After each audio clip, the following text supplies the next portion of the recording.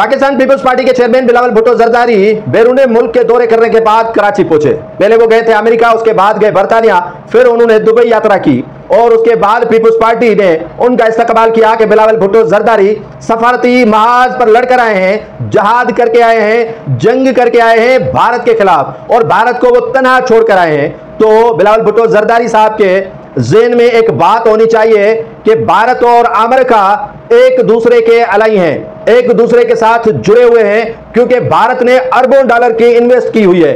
भारत अभी भी उनके पास जो सेविंग है वो अरबों डॉलर की है और उससे अमेरिका से जदीद टेक्नोलॉजी के हथियार भी खरीद कर सकता है।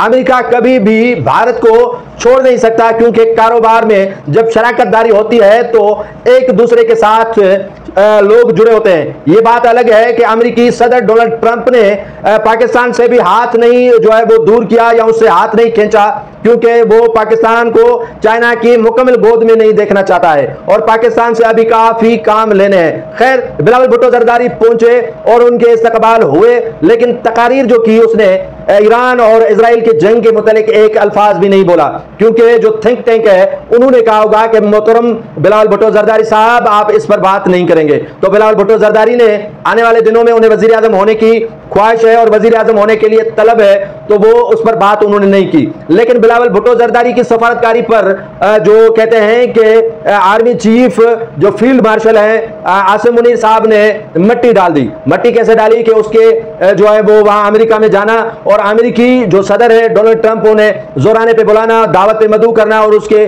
जो है वो एजाज में एक डिनर का एहतमाम करना या लंच का एहतमाम करना। ये अमेरिका को भी पता है कि असल ताकत कौन है। असल ताकत आर्मी है और आर्मी पाक अफवाज है, उनके चीफ है, वो असल ताकत है, क्योंकि सियासतदानों को या जो पाकिस्तान की मुंतखब हुकूमत है उनको वो अच्छी तरह जानते हैं। पाकिस्तान पीपल्स पार्टी जो मुल्क में डाका डाला जा रहा है, वोटों पर डाका डाला जा रहा है अवाम के इस चुनाव पर, उसको तो रोकने में मुकम्मल तौर पर नाकाम दिखाई दे रही है, नाकाम हो चुकी है।